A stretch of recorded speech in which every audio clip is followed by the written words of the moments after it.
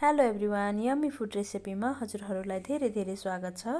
आज मैले हजुरहरूको लागि जनै पूर्णिमामा स्पेशल क्वाटी कसरी उमार्ने भन्ने तरिका लिएर आएकी छु। आशा छ हजुरहरूलाई मनपर्छ र हजुरहरूमध्ये धेरैजनालाई पनि आउँछ होला र कोहीलाई नआउन पनि सक्छ। उहाँहरूको लागि स्पेशल यो भिडियो रहेको छ। यो उमार्नलाई निकै सजिलो पनि छ र तरिकाहरू पनि धेरै छन्। त्यसको लागि मैले एउटा भाँडा लिएँ। भाँडामा खन्याउनको लागि मैले यो क्वाटी बजारमा सजिलै उपलब्ध छ। 500 ग्रामको यो पोको लिएर आएकी छु। अब भने मैले यो प्याकेट खोलेर एउटा भाँडामा खन्याउँछु।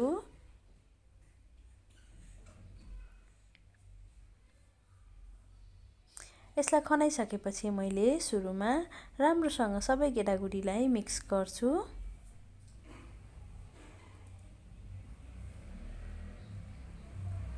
अब मिक्स गरिसकेपछि मैले यो गेडागुडी भिजाउने प्रोसेसतर्फ जाँदैछु र मैले सबै गेडागुडीको प्रयोग भने गर्दिनँ, आवश्यकता अनुसारको गर्छु। हजुरहरूलाई पनि जति आवश्यकता हुन्छ त्यति नै भिजाउनु होला। अब भने मैले यसमा पानी राख्छु र सबै गेडागुडीलाई डुब्ने गरेर राख्छु र यसलाई मैले छोपेर पुरै रातभरिको लागि भिज्नलाई छोड्छु। अब भने हाम्रो सबै गेडागुडी भिजी पनि सकेको छ र हाम्रो गेडागुडी डबल पनि भइसकेको छ भिजेर। अब भने मैले यसलाई एउटा भाँडोमा खन्याएर राम्रोसँग पखाल्छु।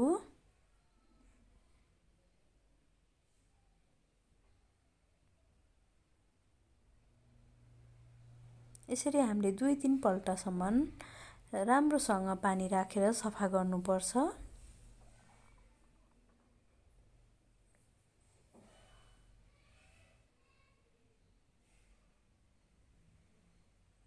यसरी पखालेर सफा भइसकेपछि अब भने मैले यसलाई कसरी टुसा उमार्ने भनेर राख्ने तर्फमा छु।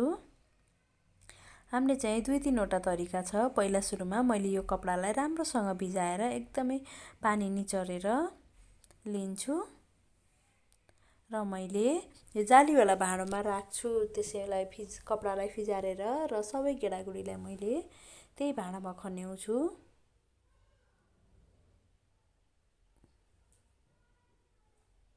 अब भने मैले यो कपडाको सहायताले छोपेर चारैतिरबाट र्याप गरेर राख्छु। हजुरहरूले यसलाई पोको बनाएर झुन्डाउन पनि सक्नुहुन्छ अथवा कपडा नै नराखेर यत्तिकै जाली भाँडोमा पनि राख्न सक्नुहुन्छ अथवा हजुरहरूले अरू कुनै भाँडामा पनि पानी निथारेर यत्तिकै छोपेर राख्दा पनि हाम्रो गेडागुडी उम्रिन्छ। अब भने मैले ठ्याक्कै 24 घण्टापछि एक दिन पछाडि मैले गेडागुडीलाई फुकाएर हेर्दा हेर्नुस् त हाम्रो टुसा एकदमै राम्रोसँग उम्रि पनि सकेको छ। यो पकाउन पनि मिल्छ अथवा हजुरहरूले अझै एक दिन राखेर अझै धेरै टुसा उमारेर अझै लामो टुसाहरू उमारेर पकाउँछु भनेर पनि मिल्छ। म भने अझै एक दिन राख्छु। त्योभन्दा अगाडि मैले यो गेडागुडीलाई फेरि एकपल्ट राम्रोसँग पखाल्छु। त्यसको लागि मैले तलपट्टि एउटा बाटो राखेर मैले राम्रोसँग गेडागुडी डुब्ने गरेर पानी राख्छु र पानी राखेर हल्का हातले यसरी चलाउँदै सबै गेडागुडीलाई राम्रोसँग पखाल्छु।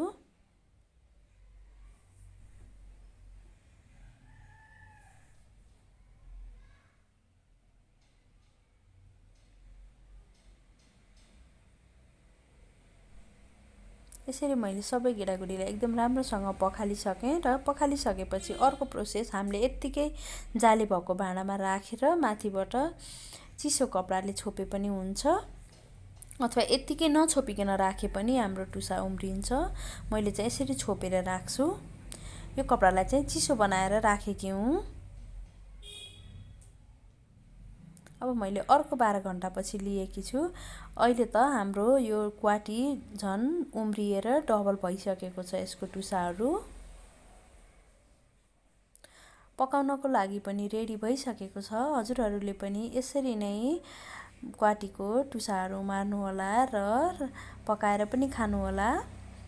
यस्तै नयाँ भिडियोहरू हेर्नको लागि हाम्रो च्यानललाई सब्स्क्राइब पनि गरिदिनु होला र छेउमा रहेको बेल आइकनलाई प्रेस गर्न पनि नबिर्सिनु होला। पुरा भिडियो हेरेर प्रतिक्रिया लाइक, कमेन्ट र शेयर पनि गरिदिनु होला है।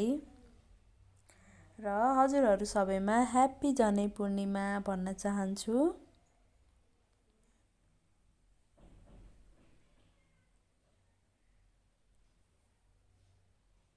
हवस् त बाई, सी यु नेक्स्ट भिडियोमा।